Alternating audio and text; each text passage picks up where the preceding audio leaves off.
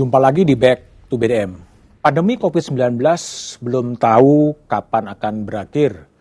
Namun akhir-akhir ini di media sosial yang justru ribut dan diperdebatkan adalah soal data kasus.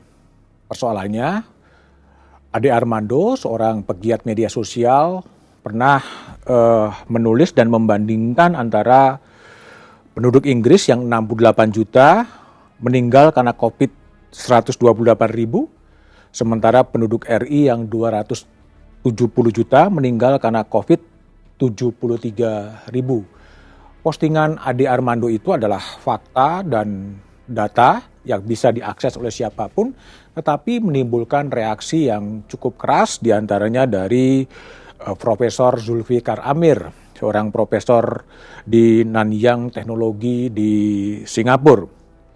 Sebuah data memang bisa dilihat dari berbagai perspektif. Jika membuka data di Worldometer, itu semua data tersedia. Mau lihat data soal kasus, jumlah orang meninggal, jumlah orang yang sembuh, diperbandingkan dari negara yang satu ke negara yang lain, itu banyak berserakan. Terserah kepada orang mau menampilkan dan mau menekankan pada data yang mana. Ada kelompok-kelompok orang yang mengedepankan hendaknya optimis dengan memunculkan jumlah orang yang kemudian sembuh dari COVID. Orang yang kemudian mengatakan mengeksploitasi atau mengangkat jumlah yang mati kadang-kadang bisa dipandang sebagai orang yang tidak memberikan energi positif atau lebih pesimistis.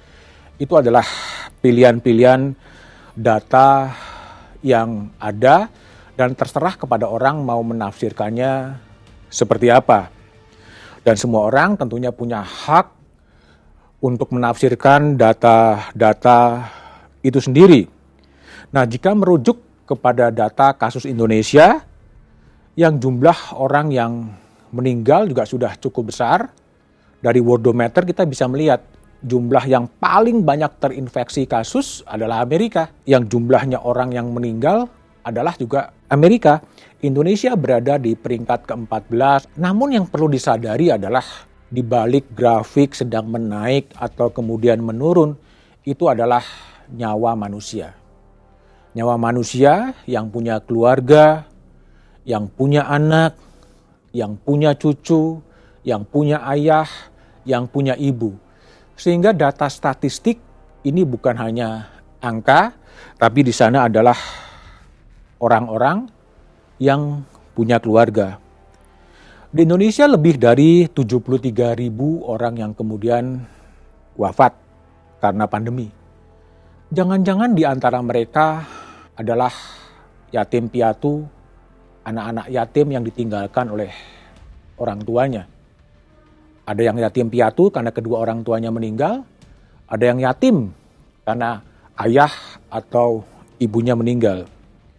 Di India pada 5 Juni 2021 ada 3.632 anak terpaksa menjadi yatim piatu. Ayah dan ibunya meninggal dunia. Dan ada 26.176 anak kehilangan salah satu orang tuanya, apakah ayah, apakah ibu.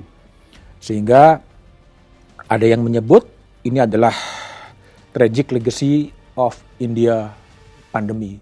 Sebuah tragedi di India ketika anak-anak itu kemudian menjadi yatim atau menjadi yatim piatu.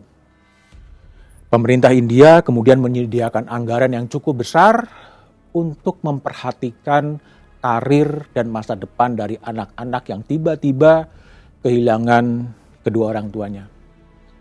Bagaimana dengan Indonesia? Rasa-rasanya belum ada yang memberikan perhatian atas data anak-anak yang kemudian menjadi yatim piatu. Siapa yang harus memperhatikan? Tentunya pemerintah dan sesama kita juga harus memperhatikan anak-anak kita yang kemudian tiba-tiba karena pandemi menjadi yatim piatu.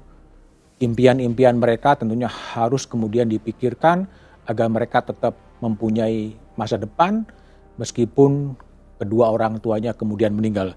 Berapa? Memang belum ada data yang spesifik, tetapi inilah yang harus juga diperhatikan karena di balik angka-angka orang yang meninggal adalah manusia dan mereka kemudian meninggalkan keluarganya. Apapun yang terjadi, marilah kita tetap berkontribusi untuk menjadikan Indonesia menjadi lebih baik.